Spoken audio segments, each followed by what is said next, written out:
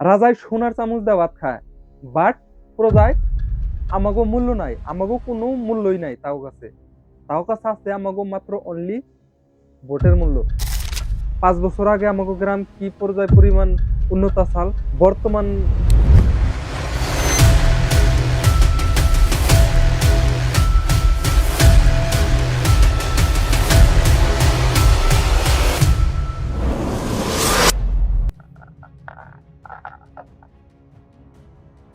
বন্ধুরা, আমি আজকে আন্নেগো রাজা আর প্রজার মধ্যে পার্থক্য বুঝিয়ে দিম।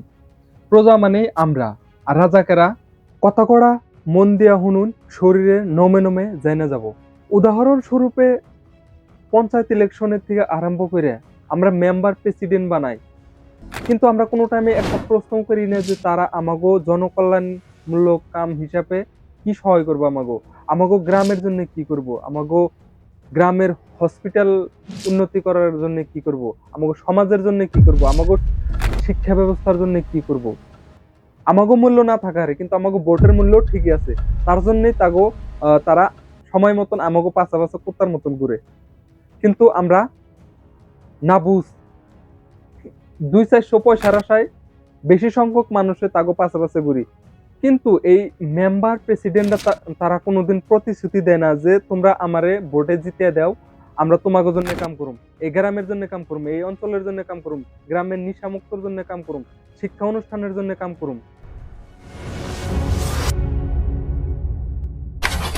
এই সবের বিপরীতে সহজ সরল মানুষ যারা খেতে খাইডা খায়, যারা যারা নাকি জানে না নিজের মৌলিক অধিকার কি, গ্রামের সমস্যাগুলো ধরা হারে না, তাগো চুইসা চুইসা খায় এই জব কার্ডের নামে, ঘরের নামে, লেট্রিং এর নামে।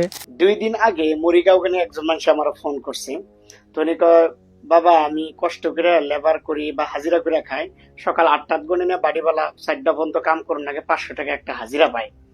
তো আমার নামে একটা ঘর আছে, সরকারি ঘর। তো এই ঘরের ফর্ম ফিল আপ করা নাকি গ্রামের মেম্বার থাকে বা এই ঘরের কাম নিয়ে যারা করে আবাস যোজনা, তে 10,000 টাকা চাইছে ঘরের কারণে। বাবা আমি তো ছেলে সন্তান আছে 2-3 জন, তাদেরকে পড়ানিও লাগে, বাড়িটাও চালান নাকি।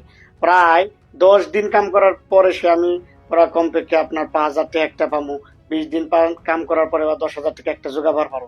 এই যে ঘরের কারণে 1-1.5 লাখ টাকার কারণে যে 10,000 টাকা দাবি করলো, বাবা আমি দিব কোন গুণে। এই অবস্থা। তো দেখেন এই যে গরিব মানুষের উপরে যে গ্রামের মেম্বররা বা এই যে যারা ঘর করে, তারা কয় যে ও বড় অফিসারদের দেন নাকি, যারা ফর্ম করে এগ্রিমেন্ট করে নাকি তাকে করে নাকি, কিন্তু সরকারের কিন্তু কোনো নিয়ম নাই এগুলি পয়সা দেওয়ার জন্য, ফ্রি অফ কস্ট। মানুষের উপরে যে এইভাবে জুলুম জিয়াদতি করে মানুষের কাছে যেভাবে পয়সা নেয় আমাদের গ্রাম অঞ্চলে গণে, এরা তো জাতিরও শত্রু, দেশেরও শত্রু, সংবিধানেরও শত্রু। সব নেতারই উদ্দেশ্য একটাই থাকে, কিবা করে হলো আমার জিতুন লাগবো, তাগো জিতে হারলে তাগো টার্গেট একটাই যে সর্বসাধারণ জনসাধারণ তাগো আমরা বের বকরি নাগাল তাগো ভোটের ব্যবহার করি, ভোটের ব্যবহার করে আমরা খালি জিতে হারলে ভোট ব্যাংক হিসাবে ব্যবহার করে নিজের স্বার্থ, নিজের পুঁজি ভরার জন্য, রাজার রাজার মতন জীবন বসবাস করার জন্য।